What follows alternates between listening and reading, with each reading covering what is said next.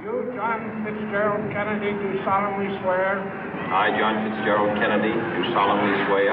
That you will faithfully execute the office of President of the United States. That I will faithfully execute the office of President of the United States. And will, to the best of your ability.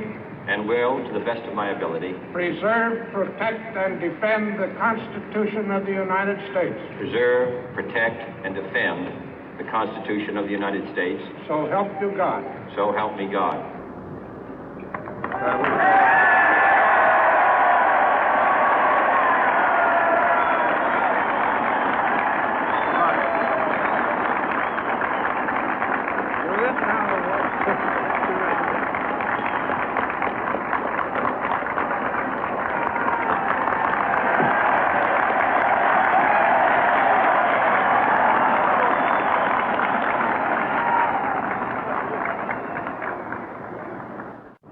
Vice President Johnson, Mr. Speaker, Mr. Chief Justice, President Eisenhower, Vice President Nixon, President Truman, Reverend clergy, fellow citizens.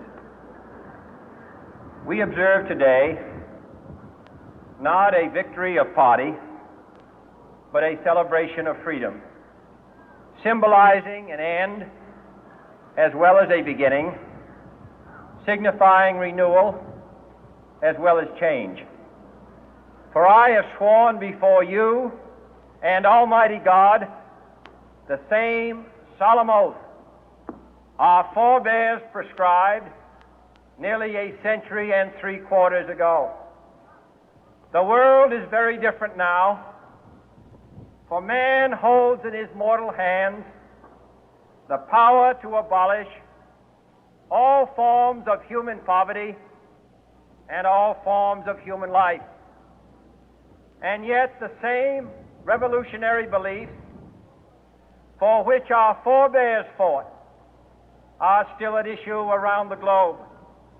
The belief that the rights of man come not from the generosity of the state, but from the hand of God. We dare not forget today that we are the heirs of that first revolution. Let the word go forth from this time and place to friend and foe alike that the torch has been passed to a new generation of Americans born in this century, tempered by war, disciplined by a hard and bitter peace, proud of our ancient heritage, and unwilling to witness or permit the slow undoing of those human rights to which this nation has always been committed and to which we are committed today at home and around the world.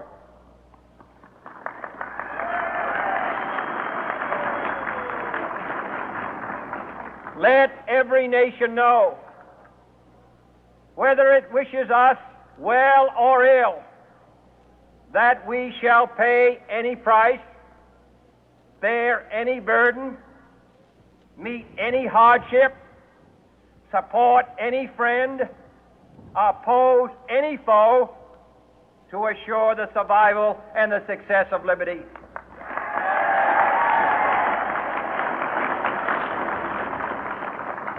This much we pledge and more. To those old allies whose cultural and spiritual origins we share, we pledge the loyalty of faithful friends.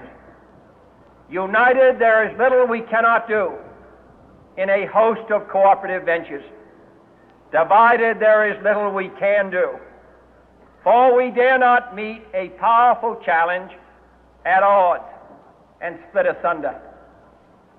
To those new states whom we welcome to the ranks of the free, we pledge our word that one form of colonial control shall not have passed away, merely to be replaced by a far more iron tyranny. We shall not always expect to find them supporting our view, but we shall always hope to find them strongly supporting their own freedom, and to remember that in the past, those who foolishly sought power by riding the back of the tiger ended up inside.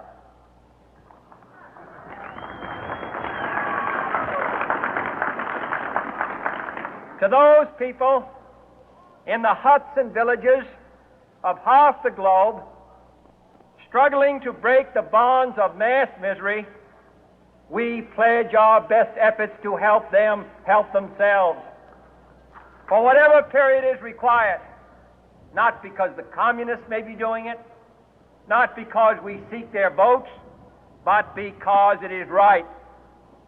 If a free society cannot help the many who are poor, it cannot save the few who are rich.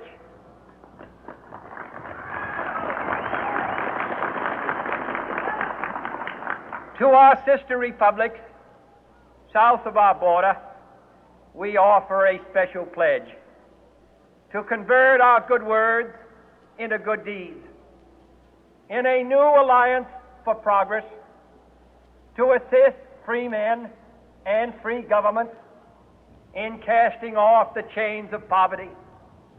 But this peaceful revolution of hope cannot become the prey of hostile powers.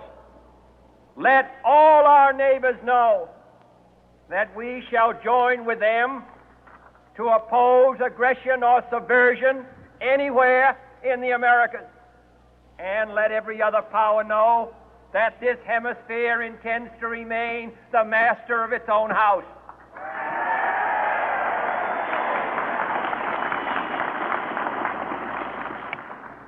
To that World Assembly of Sovereign States, the United Nations, our last best hope, in an age where the instruments of war have far outpaced the instruments of peace, we renew our pledge of support to prevent it from becoming merely a forum for invective, to strengthen its shield of the new and the weak, and to enlarge the area in which its writ may run. Finally, to those nations who would make themselves our adversary, we offer not a pledge, but a request that both sides begin anew the quest for peace. Before the dark powers of destruction, unleashed by science, engulf all humanity in planned or accidental self-destruction, we dare not tempt them with weakness, for only when our arms are sufficient beyond doubt can we be certain beyond doubt that they will never be employed.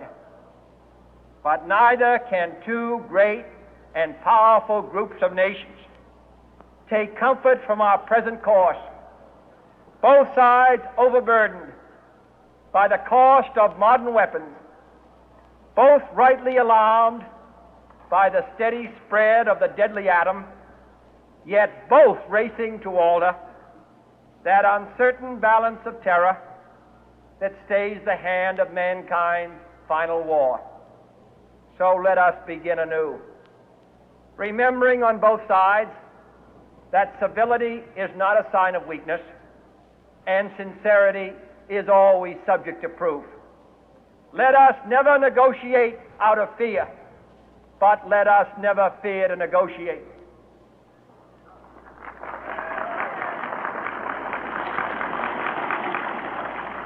Let both sides explore what problems unite us, instead of belaboring those problems which divide us.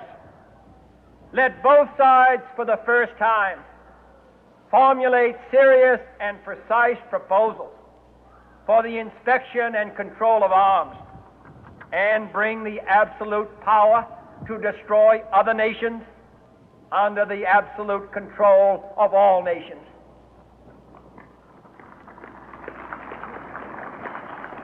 Let both sides seek to invoke the wonders of science instead of its terrors.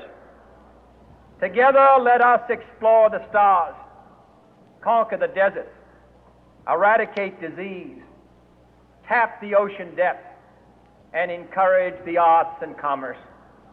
Let both sides unite to heed in all corners of the earth the command of Isaiah to undo the heavy burden and let the oppressed go free. And if a beachhead of cooperation may push back the jungle of suspicion,